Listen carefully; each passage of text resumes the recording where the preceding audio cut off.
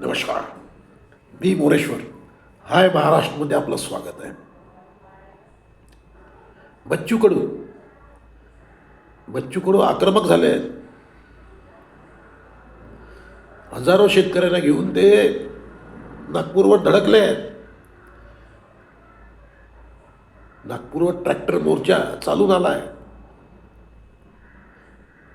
तर पोलिसांनी ते आधीच अडवला तो वगैरे, त्यामुळे प्रचंड वाहतूक कोंडी झाली आहे. म्हणजे नागपूर हैदराबाद रस्ता हा देशाला जोडणारा एक महत्त्वाचा रस्ता आहे, मुख्य रस्ता आहे. या रस्त्यावरच वाहतूक कोंडी झाल्याने ट्रॅफिक जाम आहे. कित्येक किलोमीटर गाड्यांच्या रांगा लागल्या आहेत. त्यामुळे सारं ठप्प आहे. कारण बच्चू कडूंचा मोर्चा. बच्चू कडू ट्रॅक्टर मोर्चा घेऊन नागपूरला धडकले आहेत. त्यांचं म्हणणं आहे की शेतकरी कर्जमाफी करा. तुम्ही शब्द दिला होता, शब्द पाळा. मुख्यमंत्री देवेंद्र फडणवीस यांच्याकडे त्यांची ही मागणी आहे. मुख्यमंत्र्यांनी आज बैठक बोलावली होती शेतकरी नेत्यांची, पण कोणी शेतकरी नेता त्या बैठकीला गेला नाही असं मुख्यमंत्र्यांचं म्हणणं आहे. त्यामुळे फडणवीसांनी आपल्या डिपार्टमेंटला सांगितलं आहे काय जे करायचं ते करता येईल तेवढं पहा. ते काय करता येईल, काहीच करता येण्यासारखं नाही. कारण बच्चू कडूंची मागणी ही संपूर्ण शेतकरी कर्जमाफीची आहे. हीच मागणी इतरही नेत्यांची आहे. प्रत्येक नेत्याची, प्रत्येक राजकीय पक्षाची हीच मागणी आहे. पण कोणी आतापर्यंत ती यशस्वीपणे लावून धरू शकला नाही. ही जी पोकळी होती, ती पोकळी बच्चू कडू यांनी भरून काढली आहे. त्याच्या आधीच, बच्चू धावण्याच्या आधीच जरांगे पाटील यांच्याही लक्षात आलं होतं की शेतकरी आंदोलन आपण उचललं तर आपण हिरो होऊ. त्यामुळे त्यांनी तयारी केली आहे त्यांनी. जरांगे पाटलांनी तयारी केली आहे. आता बैठकही त्यांनी बोलावली शेतकरी नेत्यांनी. त्यामुळे सध्या शेतकऱ्यांचे प्रश्न यासाठी बैठका म्हणजे सर्वांचेच उड्या आहेत की शेतकऱ्यांचे प्रश्न आम्हाला सोडवायचे आहेत. बच्चू कडू कित्येक महिन्यांपासून शेतकऱ्यांचे प्रश्न घेऊन धावत आहेत महाराष्ट्रात.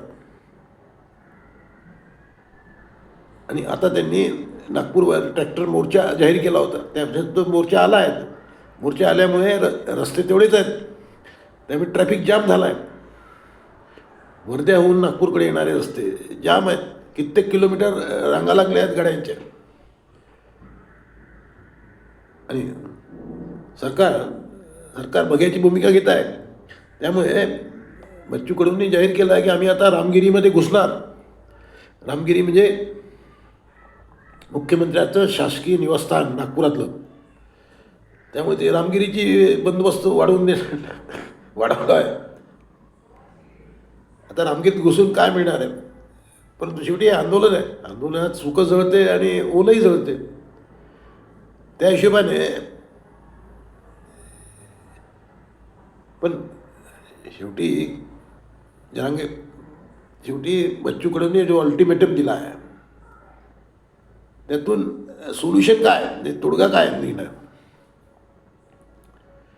शेवटी तुम्हाला सरकारकडेच जावं लागणार आहे. तुम्हाला सोल्युशन म्हणजे प्रश्न सोडवायचा आहे तो उत्तर सरकारकडेच आहे. कर्जमाफी सरकारलाच करायची आहे. त्यामुळे कॉलर पकडायची सरकारचीच कॉलर पकडावं लागेल. पण ते सरकारकडे न जाता रस्त्यावर हजारो गाड्या उभ्या करून जी वाहतूक कोंडी केली आहे, जाम केला, ट्रॅफिक जाम. त्यामुळे सर्वांना त्रास आहे. सामान्य माणसाला तर आहेच, पण त्या रस्त्यावरचं जे महत्त्वाचं ट्रॅफिक आहे, 1,00,000 गाड्या त्या रस्त्यावरून जातात दिवसभरात. त्या सर्व गाड्या आज अस्तव्यस्त आहेत. पोलिसांनी समृद्धी महामार्गावर ट्रॅफिक वळवला होता, तिथेही जाम आहे. तर शेवटी बच्चू कडूंना मिळवायचं काय? म्हणजे आपली ताकद दाखवायची आहे का? आपलं शक्ती प्रदर्शन करायचं आहे का? की मी रस्त्यावर आल्यामुळे पहा कसं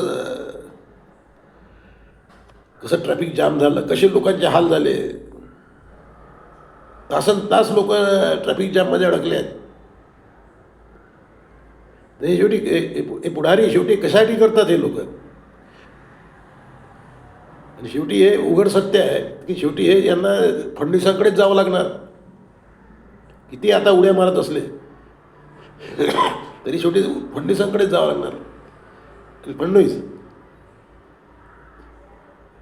ज्यांना जादूची गोळी देणार.